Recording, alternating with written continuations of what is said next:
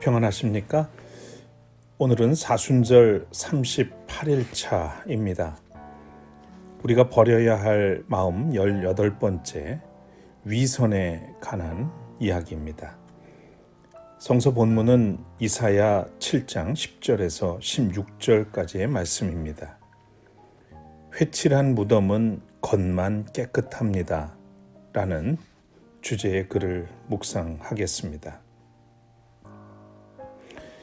마태복음 23장에는 율법학자와 바리새파 사람을 향한 예수님의 꾸짖음이 가득합니다.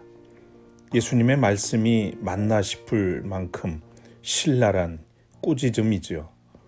그들은 종교 지도자들로서 누구보다 신앙이 좋다고 자부하는 이들이었습니다. 예수님은 왜 그들에게 불같은 화를 쏟아내신 것일까요? 그들이 위선자였기 때문입니다.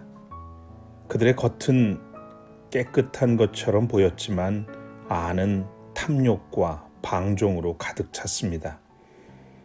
예수님이 보시기에 그들은 영락없는 회칠한 무덤이었습니다. 6월절이 다가오면 사람들은 들이나 길가의 무덤에 하얀 회를 칠했습니다.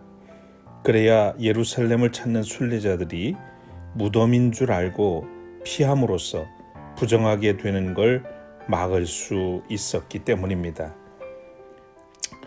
그렇게 회칠한 무덤은 겉으로는 깨끗해 보였지만 속에는 죽은 사람의 뼈와 온갖 더러운 것이 가득 들어 있었습니다.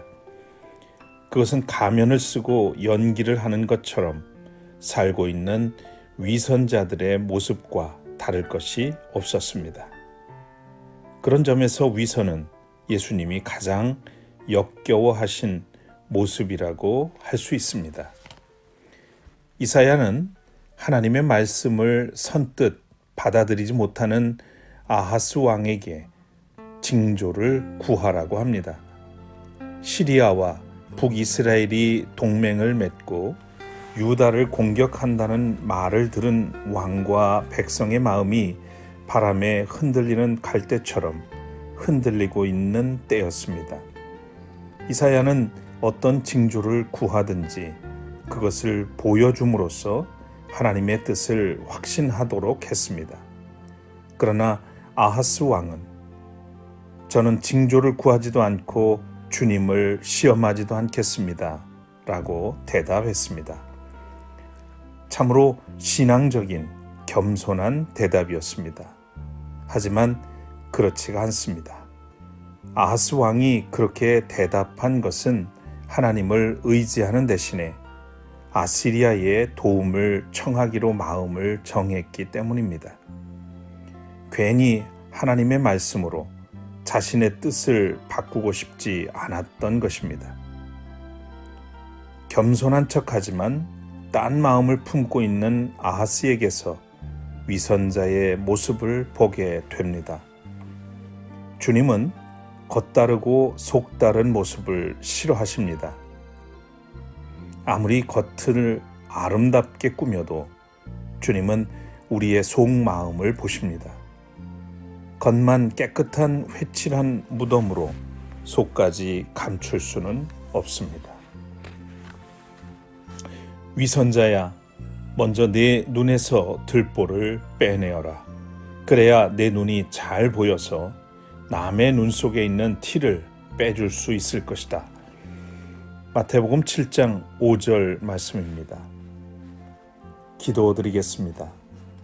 주님, 아프고 부끄럽습니다만 우리의 겉과 속은 다릅니다. 너무도 다릅니다. 내 안에는 나의 겉모습과 다른 내가 있습니다. 부디 우리로 하나의 사람이 되게 해 주소서. 예수님의 이름으로 기도합니다. 아멘. 사랑하는 여러분, 거짓으로 진실을 위장할 수 없습니다. 진실은 거짓으로 덮을 수 없습니다. 진실은 밝혀지게 마련이고 거짓은 만천하에 반드시 드러나고 맙니다.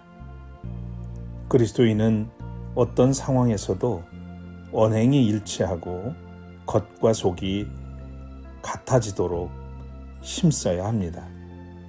그리스도인은 정직하고 떳떳해야 하겠죠.